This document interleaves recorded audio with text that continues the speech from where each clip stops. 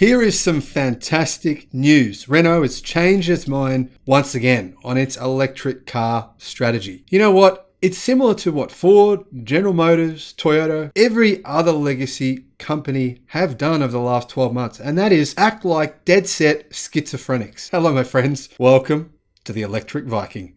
My name is Sam Evans. I'm coming to you here from Melbourne, Australia. It's an amazing day here on planet Earth. You know why? Because yet more good news. What is that news? Well, first of all, welcome to the channel, to all you new subscribers. Welcome back to everyone else. Make sure you check out we've done 1,000 videos over the last 7 or 8 months. A lot of the information there you will not find anywhere else on YouTube. And the reason most of those videos were made was to enlighten you on what is really going on in the world automotive industry, because no one wants to talk about it. You know why? Most press are controlled by the people who advertise on their sites or by a certain narrative. And here I just try to present the facts to you to let you know what's really going on. Renault, what are they doing? Changing their mind like someone with bipolar, schizophrenia. But don't get me wrong, this is a good thing. They've changed their mind once again. They've originally changed their mind a few months ago to say they're going to go 90% all electric by 2030. Now they've changed it to 100%. You know what I'm going to bet? I'm going to bet any of you that want to take me up on this, anyone out there, thousands of people watch the channel, so I'm sure there's one of you.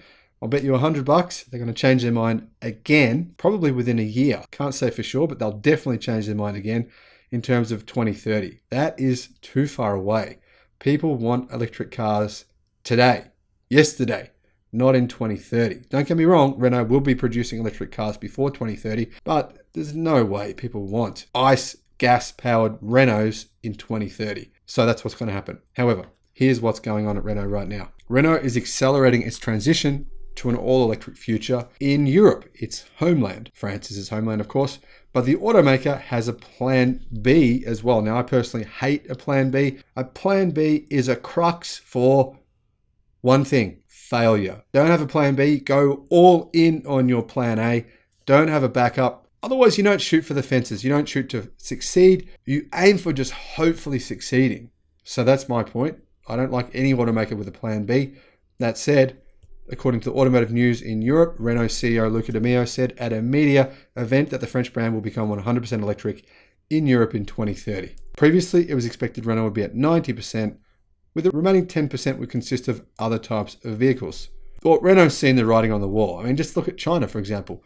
85% of all electrified vehicles or new energy vehicles in China in December, 85% in November and December, in fact, were all electric. In other words, plug-in hybrids, their popularity is diminishing, because why would you want to drag around an antiquated ICE engine with thousands of parts when you don't actually need to? Now, in case there are issues preventing full electrification, like the lack of charging infrastructure or high electricity prices, the company will continue to sell cars with an internal combustion engine. That's their plan B. And I believe this is a big red flag that they're saying they have the plan B, because you have to plan for this, and this costs money. Renault Group's Dacia brand will be gradually electrified as well at the last possible moment, they're saying, which probably means around about 2030. The European Union would like to help sales of new internal combustion engines by 2035. But I mean, have a look at the restrictions on automakers now, right, for internal combustion engines. By 2030, those restrictions will be so prohibitive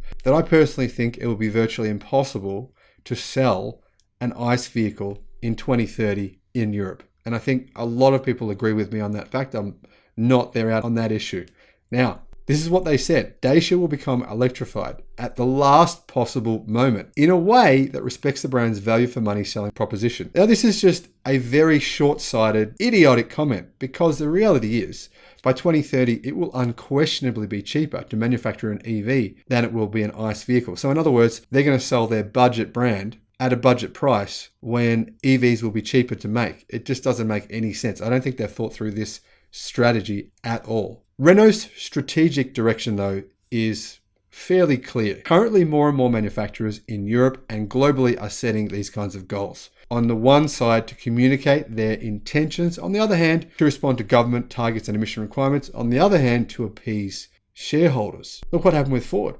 All they really had to do was make a series of announcements, and their stock price increased by 140% after it declined for 4 straight years. Very important to clarify this information with investors for the value of your stock. So what are Renault doing next? Well, they are going to launch the all-new, all-electric Renault Megane E-Tech Electric. I'll put a link in the description below to my video about that car. I've got to say I do quite like it. This is going to be based on the CMF EV platform. So it's a ground-up EV, a big advantage to some of the other EVs on the market now. They're also bringing out a Renault Kangoo van, which is all electric as well. So the new Kangoo will be produced in France together with several different variants of it. The Mercedes-Benz E-Citan cargo van, Mercedes-Benz EQT passenger van, and the Nissan Townstar EV. You can see vans are really becoming electrified at a very fast rate. Why? Because that is where cost of operation matters.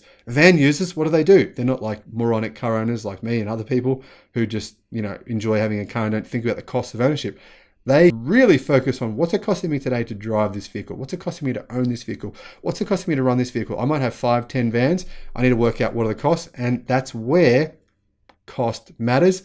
That's where the market is transitioning quicker to electrification. Now, in the pipeline is also the very funky Renault 5, one of the coolest cars I have ever seen. I'll put a link in the description below to my video about that car. Now, as an all-new retro-inspired small car, it is seriously cool. Now, in addition, Renault will have 4 new electrified vehicles by 2025. I think 4, that's a good number. 4 in addition to these other 2 vehicles here that they've got going. That's 6 in total. That's a good number. You don't need any more than 6 vehicles. Even as a massive car company, you could potentially sell, 1 million of each model. That's 6 million total. As long as you actually manufacture each of these in bulk. That's the clear issue here for Renault. As legacy auto manufacturers, are they transitioning to EVs quickly enough?